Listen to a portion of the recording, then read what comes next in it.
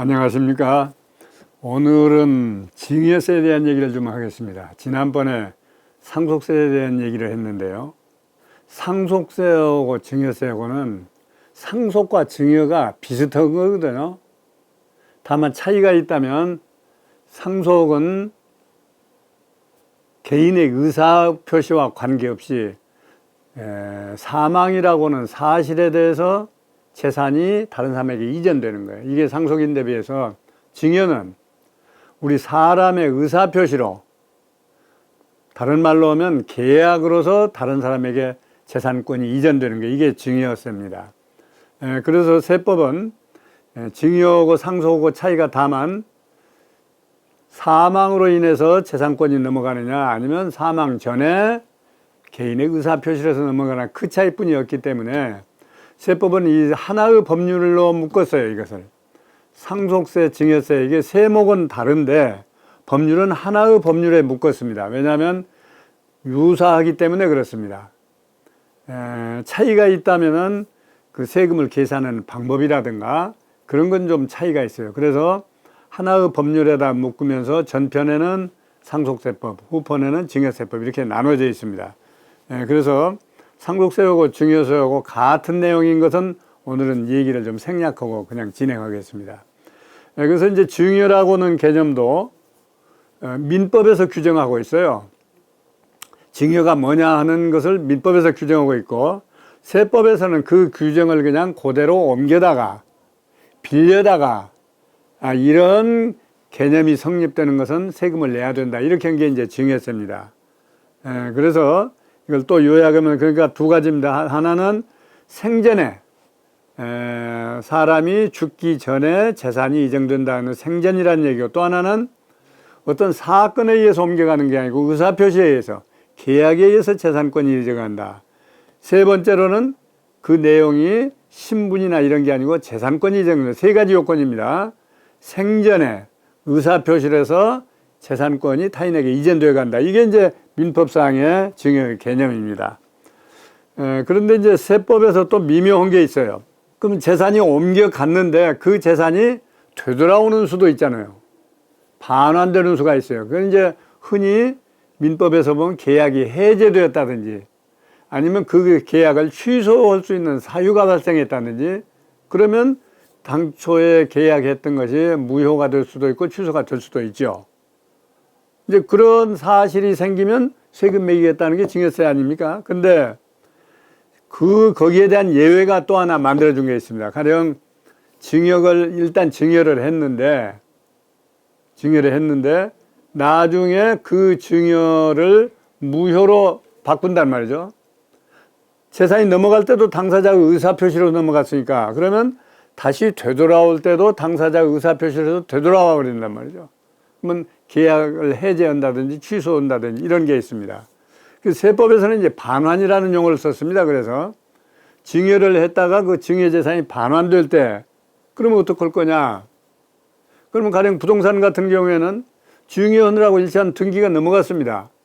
그랬다가 반환할 사유가 생겨서 또는 당사자의 계약으로 다시 반환받아 온단 말이에요. 그러면 다시 돌아오는 것은 수증받은 사람하고 증여자에게 다시 증여하는 거냐, 그런 문제가 생기잖아요. 그러면 이 사람한테 옮겨갈 때 증여, 또 다시 이쪽으로 돌아올 때 증여, 두 번 증여가 되는 셈이거든요. 그래서 세법은 이 경우에 특칙을 마련했습니다. 왜냐하면 처음에 증여하고 나서 3개월 내에 계약이 해제되었다, 계약이 취소되었다. 그래서 3개월 내에 증여자가 수증자로부터 다시 반환을 받는다. 그러면 원칙대로 하면 어떻게 해야 돼요? 처음에 넘어갈 때도 증여하고, 증여 받은 사람이 또 넘겨주니까 또 증여하고, 이런 게 성립되지만은 3개월 이내에 이런 일이 일어났을 때는 증여가 없었던 걸로 한다, 이런 규정이 있습니다. 얼마 전에 뭐 한 달 전쯤이나 됩니다. 저거 아주 다정한 세무사인데 갑자기 이거 질문이 왔어요. 증여를 했는데 그 재산이 엄청나게 커가지고 증여세를 계산하니까 너무 엄청나서 이걸 취소하고 싶은데 이거 세금 어떻게 되느냐 하는 질문이 왔어요. 그래서 이제 제가 요 얘기를 해줬죠. 3개월 내에 반환되면 증여가 없던 것으로 본다는 규정이 있다. 그래서 아무리 찾아도 못 찾겠다는 거예요. 그래서 제가 이걸 찾아 주었거든요. 상속세법 증여의 편에 4조에 보면 이런 얘기, 4조 4항에 보면 이런 얘기가 나옵니다. 그래서 내가 그 농담으로 그랬죠. 아유, 큰 돈 벌었네. 세금 한 번 안 증여세 엄청나다고 그랬는데 안 매겼으니까. 그래서 한 잔 사라 이런 농담도 했는데, 그래서 3개월 내. 그러면 이제 두 번째로 3개월이 지나버렸다. 증여세 신고 기한이라는 게 있잖아요. 증여세 신고 기한이 얼마입니까? 3개월이죠. 3개월이 지나버렸어요. 그때 지난 뒤에 생각해 보니까 이거 세금 엄청나서 안 되겠다. 반환해야 되겠다. 하면 어떻게 할 거냐. 여러분 어떻게 했으면 좋겠어요? 3개월이 넘으면 과세합니다. 다만 그러면 두 번을 해야 되잖아요. 처음에 넘어갈 때 하고 다시 넘어올 때 하고. 그러나 3개월이 넘었지만은 다시 넘어올 때는 안 한다. 그러니까 한 번만 과세한다. 한 번만 과세한다. 이런 규정도 만들었습니다. 그러면 이제 세 번째로 6개월도 넘었으면 어떡할 거냐. 처음에 증여할 때 3개월 내에 했고 또 반환될 때 3개월의 기한이 있었고 그래서 합쳐서 6개월이 넘은 뒤에 그러면 반환되면 어떡하냐. 이것은 양쪽에 다 과세, 쌍방에 다 과세를 합니까? 처음에 증여할 때도 과세하고 다시 넘어올 때도 과세합니다. 그래서 이게 증여할 때 세금을 미리 계산해 해보지 않으면 엄청난 낭패가 있을 수 있어요. 여기 참고로 말씀드립니다. 그 다음에 이제 두 번째로는 상속세에서 보다시피 가장 중요한 것은 과세 대상이 뭐냐 하는 거죠. 무엇에다 과세를 하는 게 증여세냐. 그래서 여기는 상속세와 마찬가지로 모든 재화, 그러니까 유형이든지 무형이든지 재산적 가치가 있는 것은 모두 과세 대상이 된다. 무형의 재산이라는 건 어떤 것이 되겠습니까? 뭐 특허권이라든지 뭐 실용신앙권 이런 것도 되고 이런 것이 모두 과세가 됩니다. 근데 다만 이제 최근에 문제되고 있는 게 하나 있어요. 소위 무형 재산이라고 방금 얘기했잖아요. 무형 재산 중에 영업권이라고 하는 게 여기 과세 대상이 되느냐 하는 얘기예요. 영업권. 그래서 지금 어떤 사람이 큰 문제가 되어 있었는데 이건 무슨 얘기냐면 어떤 사람이 이제 영업을 하면서 가령 가게를 했다든지 뭘 하면서 영업을 하면서 거기 권리금이 붙었다. 우리는 흔히 그렇게 얘기하죠. 권리금 붙었다. 보이지 않는 것이지만은 보이지 않는 가운데 어떤 재산적 가치가 증가되어 있는 게 있다. 포함되어 있다. 그런 경우에 보통은 다 이거 과세되어야 된다고 얘기합니다. 특히 세무공무원이라든지 세무사라든지 세금을 취급하는 사람들은 그 영업권이라고 하면 또 재산권으로 봐야 되지 않느냐. 그렇다면 증여로 봐야 되지 않느냐 하는 얘기가 있는데 최근에 어떤 사건이 생겨서 제가 이 부분에 대해서 연구를 좀 했어요. 했더니 이 영업권이라는 게 두 가지가 있어요. 하나는 내가 처음부터 영업권을 다른 사람한테 돈 주고 산 거. 이것은 고유의 재산권이지만은 내가 산 게 아니고 내가 장사를 하다 보니까 장사가 마침 잘 되어서 그 가게 값이가 좀 늘어났다. 그건 보이지 않는 것이다. 그런 영업권. 그래서 이제 다른 법률에서는 뭐라고 하냐면 이것을 창설적 영업권이라고 그랬어요. 내가 영업을 하는 가운데서 그만큼 창설이 되었는데 객관적으로 계산되는 것도 아니고 보이는 것도 아니다. 그것이 바로 우리가 흔히 말하는 권리금 받고 파는 거란 말이에요. 이게 그러면 과세 대상이 되느냐. 그래서 저는 그 어디다가 발표를 하면서 이건 과세 대상이 안 된다고 하는 걸 발표를 했어요.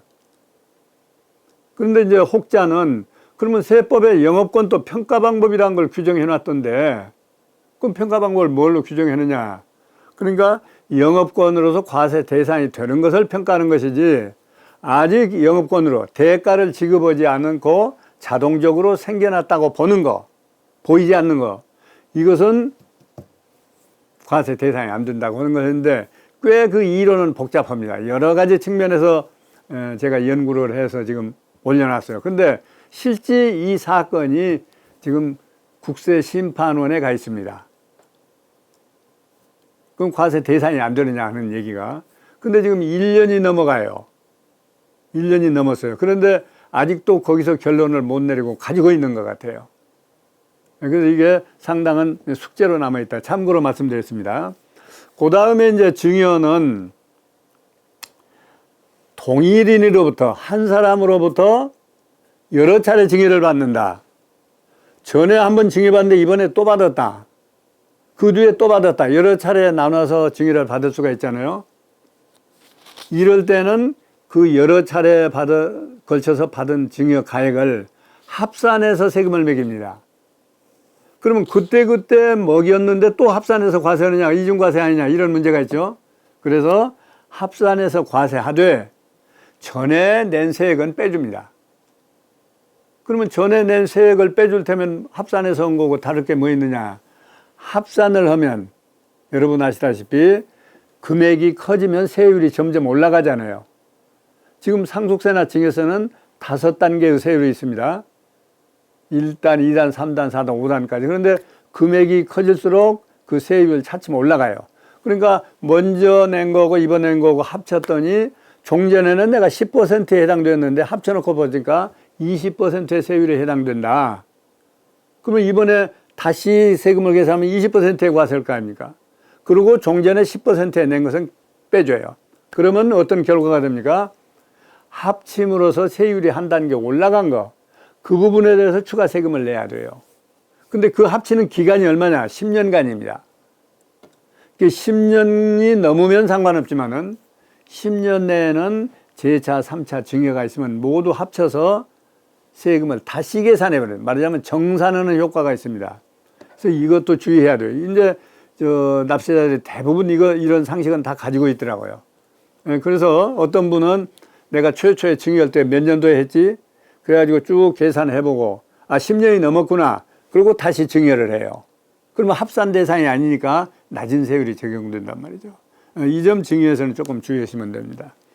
그 다음에 이제 또 한 가지는 본래 우리가 생각하는 사회적 개념 또는 법률상의 개념, 민법상의 개념 이런 거하고는 다른 게 있다고 그랬어요. 그러니까 이 경우에도 민법에서는 이걸 증여라고 그랬는데 세법에서는 이것도 증여라고 본다.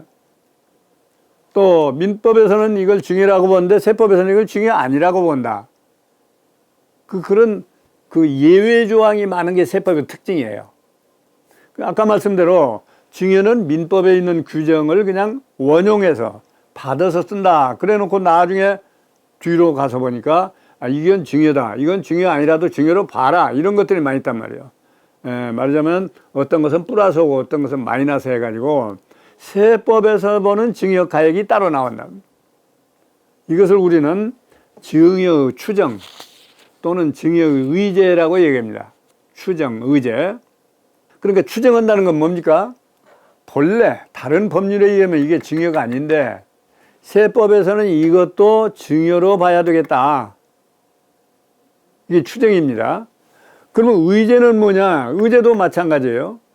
본래는 이게 증여에 해당 안 되는 건데 이것도 증여로 보자. 그래갖고 세금을 매긴단 말이죠. 다만 이 차이는 어디서 생기는 거냐면 추정은 글자 그대로 미루어서 이거 이러고 온 거 보니까 미루어 볼 때 이것도 증여로 봐야 되지 않겠느냐. 미루어 본다는 밀추자 아닙니까? 그래서 이 추정으로 보는 것들은 그 추정이 될 수가 없다고 하는 것은 증거를 제시하면 이건 추정으로 볼 수 없는 것이다 하고 증거를 제시하면 추정으로 안 볼 수가 있어요. 그런데 납세자가에게 이 추정에 대한 입증 책임을 주었기 때문에 입증을 해야 된단 말이죠. 그 다음에 의제는 뭐냐? 의제는 그 의제에 해당되는 요건이 발생하면 무조건 증여로 봐버려요. 납세자들은 이거 실제 의제인지 아닌지 입증해라 이런 얘기도 없이 여기에 해당되는 것은 무조건 다 세금 매겨라 이렇게 돼 있는 거예요. 그 추정과 의제는 차이는 그겁니다. 근데 실제로 우리 실무에서 보면 세무공무원하고 이렇게 부딪혀서 보면 추정이나 의제나 세금을 매기자는 거니까 다 납세자들을 자꾸 증명을 하라고 그럽니다. 그러면 이 추정과세 또는 의제과세를 안 할 수 있는 거 입증해라.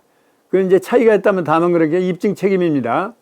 추정은 납세자가 그건 그렇게 볼 수가 없다고 하는 거 입증하면 되고, 의제는 입증해도 과세한다. 이런 차이가 있을 뿐입니다. 그게 이제 첫째가 뭐냐면